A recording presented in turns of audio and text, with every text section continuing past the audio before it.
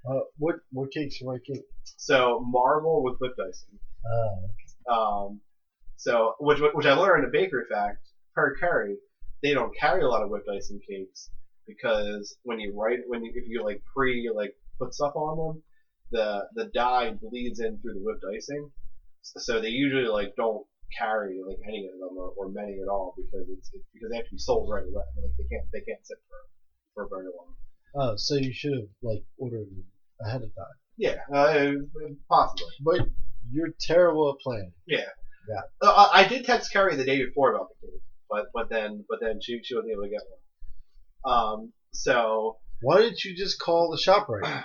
I mean, Carrie works at the shop, right? Yeah, but That's I said I called the shop right essentially. no, you call and speak to someone who's in charge. I mean, Carrie works in the bakery shop, right? So what? So what? What's your point? How closer could I get? I work at a chemical company. Yeah. If you call me to procure chemicals, I could never do it. Yeah, but I feel like the bakery's less serious than chemical company. Is she the manager of the bakery? Maybe one day. Does she take the orders for the bakery? Sometimes. Then no, she doesn't. Yeah. Don't call her. You're an idiot. Yeah. So I'm pretty sure they can all take orders. Yeah, but you have to call ShopRite, not her. Yeah. She probably said, "No, we can't get it." Yeah. So, but anyway, so we went to the Acme. They had the right cake. So we took it up to the cake, the bakery counter to like throw the rate on it. And there was just this old lady there, and she's like, I don't know how to write on the cakes. So we're like, oh. So then Carrie was like, I work in a bakery. Can I come write on it? And the woman was like, yeah, come back. So she like takes her in the back, and like she comes out with like the cake written on. So she was like a real trusted. So Acme folks are real trusting. But they cost like $1 million for everything. Yeah, well, true. They're the most expensive grocery store. Most expensive grocery store, and you have to write on your own cakes. They're like, you know what? You have to pay for it and do the work. It's like when you go to the farms and you pick your own blueberries or strawberries. Yeah. Like, do the work and then pay for it. That's basically what happened. The woman was basically, well, we got some eggs and milk here. There's some muffins if you want to use them. Yeah. You got to buy all the ingredients and pay the electric. Yeah. But so we got that. You know, part of the reason I told Carrie was because I needed someone to carry the ring in. Because I was still wearing my scrubs and my obnoxious Eagles hoodie. So the only way I could have got the ring in is if I put it in the pocket of my obnoxious Eagles hoodie, and then I would have had to like wear that the whole time. So I gave it to Carrie. So then she sat next to Kelly, so I could stand behind her when we were doing the birthday cake. So she could like slip it out of her pocket and hand it to me. So then so the saying happy birthday, and then she went to blow out the candles, and I was like, but wait, first you have to decide if you want to get married, and then I gave her the ring. And then she was like, didn't know what to say, and I was like, but you still have to blow out the candles because we're going to ruin the cake. Well, she's just like, oh, thanks. Yeah, that's basically what she said because she didn't know what to say. She basically Look, at me. You know Kelly way better than I do. Yeah. But you should also know that you're not going to get much of a reaction about anything. Sure. Like if you blew up the toilet, yeah, and she had to clean the toilet, yeah, she would that's a reaction. That's the biggest reaction you're going to get. True. So we did that. It was funny because then so they took pictures and stuff, and like Carrie posted on Facebook right away. So like Carrie's post was the official engagement announcement it turned into. There's like 70 comments on it from like 66 people I don't know. They're like, oh, congratulations. One person commented, you look great, Carrie. so that's the official engagement announcement. And then that's how my parents found out. Was from Carrie's Facebook post. Oh, you didn't tell your parents? So I mean, I told my mom it was gonna happen, but I didn't tell her like the plan. So then we went over there after like the hibachi place, and my mom was basically like, yeah, I figured you'd probably come over later tonight, or not, and then you'd probably come over tomorrow. Like it's fine. I saw it on Facebook. Yeah, you couldn't ask your mom for help because she would just try to take over the whole thing. Yeah. So my ring shopping experience was so I couldn't go to the same place I used last time because I feel like that would have gotten like, you're back already? Yeah. They're like, oh, can I get someone to sort of frequent shopper discount here or something? I mean, come on. Oh, I was watching on break at work like last week. I was watching. And it was like this older couple, probably like late 50s. Like they both have like tons of plastic surgery, and the lady's like, This is our 7th marriage between the two of us, and we also have 7 kids. It's like 7 asshole. Yeah. You- Just It's give it not up. working out. Just Yeah. don't get married anymore. You don't have to get married. There's no reason for it. Yeah. Yeah, that's what. Yeah, the day after I got engaged, the one doctor worked came to me. He's like, and then the first thing he was like, "You're a fucking moron." And I was like, "Why?" And he's like, "Oh, you're gonna do this all over again? With what the hell's your problem?" I was like, "Yeah, pretty much." But yeah, so I went into Steven Singer Jewelers, and Did you get to drink the beer and all that stuff? yeah. Oh. So I basically walked in. So my boss knew. You walked in. Give me the gaudiest ring. That's exactly Under what I said. $4,000. Yeah, that's exactly what I said. So yeah, I walked in as well. So my boss knew because I was like, I might be gone for a few hours, so I'll be back at the end of the day. And then one other person at work knew because she just got engaged, and I kind of wanted to ask how much her engagement ring cost. I had a ballpark estimate. So and then it was funny too because then she knew, and then when I got back, she wanted to see the ring, and then Kelly came down later, and we were sitting together talking about a patient. And she gave her all these weird looks, and she was like, "I couldn't be cool. I didn't know what to say." So I was waiting for Kelly to talk shit about her later. Just walk away. Yeah, but Up, gotta take a shit. See you guys later. Yeah, exactly. That's what she needed to do. Yeah. But That's what I do in any awkward situation. Yeah. Just make it more awkward, and then people complain did he just tell us he had to take a shit? Yeah, well, that's what I was waiting for. I was waiting to get in the car at the end of the day, and Kelly would be like, "Oh, what the hell was her problem?" I guess she probably had the shit. Yeah. But yeah, so I walked over. The whole time I'm there, there's this dude talking to another salesman, and the salesman's going on about the refractive quality of diamonds and the 3 or 4 C's or how the fuck many C's there are, color, clarity, carat, all that shit. So they're just talking through all this stuff. I walked in and I'm like, well, I'm on my lunch break. I need a ring today. This is my budget. I can do a little bit more with financing. Her style's gaudy. She's a size 7. And the guy's like, I got the ring for you, basically. and so he brought out a few rings. The ring he brought, the main one that he was like, I think this one was really what I was picturing in my head. So the guy was right on. So it was pretty much 5 minutes, and then he was like, you guys from South Philly? Yes. All right. Yeah. Well, yeah, exactly. Well, here's the South Philly special. Yeah, here's the South Philly Italian. Yeah. Got it. Yeah. It's blinding. Perfect. Yeah. Yeah, it really is. I thought it was really cool because there's a decent sized middle diamond, and then but that's only half the carat weight because then there's that many other little diamonds around it, and it goes halfway down the ring. Those are trash diamonds. Yeah, but it's fine. It looks real sparkly. Yeah. So. We got extra diamonds from cutting off this big diamond. Yeah. On the side of exactly. ring. Yeah. Yeah. The whole thing is 1.5 carats, but half of that are the side diamonds. Yeah. So. But yeah. So got that. I honestly, it wasn't even a whole lunch break. and most of the time was being on the phone with the bank because apparently when you make purchases that big, sometimes they reject it because they think it's fraud, and I couldn't get through to a live person. Yeah. So that was that was the majority of my ring buying experience was trying to get through the bank. Oh, I got a fraud bank thing. Mm-hmm. This lady leaves a voicemail unknown number. So obviously I don't pick up. It's you owe money. This is you being served. Oh, do you ever get? Sometimes on my phone, I get a phone number that pops up scam likely.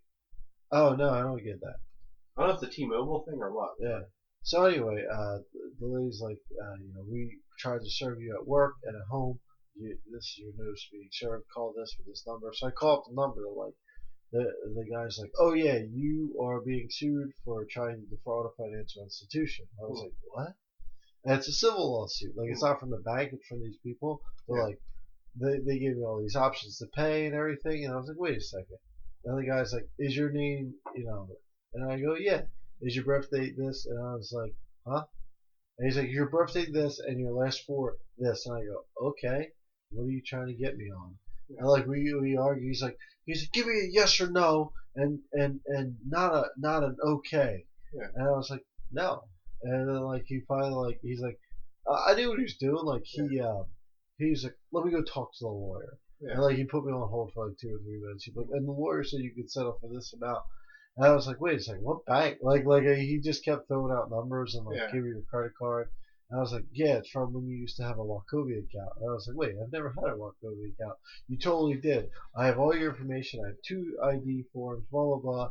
And I was like, oh, I think you could just get that if you do a credit report. No, you can't. And I like later that day, I Googled it. Yeah. You get all that information if you do like a credit check. Huh. And it's from California. And then like I had these inquiries from California. I was like, okay. Oh, okay, I got it. I get you. And like I even called on Wachovia and I was like, did I have a Wachovia account 10 years ago? Yeah. Because I was like 90% sure I did it, but 10 years ago I might have. Who even knows? Yeah. And then the thing is, the guy's like, it's from 2009. And then I looked up the statute of limitations. It's only 6 years. Okay. And it's 2018 he called me. So even if I did, yeah, statute of limitations is up. Yeah, so that stuff's scary. Like, but yeah, but that's what happens is like out these like loan shark companies like buy your debt and then like try to collect on it. They can be like super harassing. Yeah, he was super harassing. Yeah. The law firm he said was like a real law firm. I looked it up, but they have like so many scam alerts like on that law firm. Yeah. And so I looked it up, and then I called up Wachovia or Wells Fargo. Yeah. And they're like, we got to get you in touch with a Wachovia like recovery specialist. Like you've never had an account with us. So I'm like, oh okay. So they just got all my information. Yeah. I was thinking that was a scam, but like there's like real companies that really do that stuff. That like really do have you like own your debt. I'm doing that right now. Yeah. I'm paying that off. I'm paying one of those off right now. Yeah. But it was like I got a lawyer and he looked into it. And it's like a real debt, but it's because when my dad died the first time, I had to I gave him 7 pints of blood. So I thought that was all going on his insurance. It wasn't. It was just on me. Yeah, that's insane. Yeah. So like all the like price, you didn't benefit from that. the price from like them taking my blood and then processing the blood, it was like tens of thousands of dollars. Yeah, so that's they crazy. So they like bumped it down to like a couple thousand, and I was like, I'm not paying that. And they're like, well, you have to. And I was like, because like it's a law firm. They're like, we're gonna take you to court for it. And I was like, oh. Well, that's fine. You just go to court and they'll settle for even lower. Yeah, that's what. No, I settled with like another lawyer, and he settled. He got even lower. So I'm paying that. Like that wasn't a scam, and the law office is 10 miles away. Yeah. Like even if the California law office, like if that was a real thing, I probably would have just ignored it anyway, because I would just get a bench warrant for my arrest. You know how you avoid that? Never go to California. Yeah. You know what I don't have ever plans for? Going to California. Yeah. Well, and even that, I mean, well, so they actually can't arrest you for debt. Well, no, they can't arrest you for debt, but if you do go to court, they can arrest you for not going to court. Like if it's a real thing. Well, that's not true because Kelly did that. She is still jail free. Essentially, what usually happens is, if you get taken to court by for a debt, you don't show up, then they just assess you the full amount of the debt, and they and like it goes on the top of your credit report, and like you owe that debt. That's like bad debt. So because like I don't know, but we always joke that Kelly can never go in the Gap because they took her to court. so like if she ever tried to buy something like a Gap, they would just be like, "No, I'm sorry, man. Your money's no good here. Cash only." Yeah. Well, that's the thing about it though. It's one of those things where like I'm just gonna pay this small little debt and be done with it, so it's not on my credit report. That's why it's important, because that's what'll happen. It goes on your credit report and it stays there for 7 years. Right. So even once she pays that off, it'll still be on there for a while. So like. Well, once it's paid off, you can get it. You can ask them to remove it. And they'll submit it. So. Yeah, but like for right now, like if we if we separated, I mean she wouldn't she'd be screwed credit wise. Like I don't know.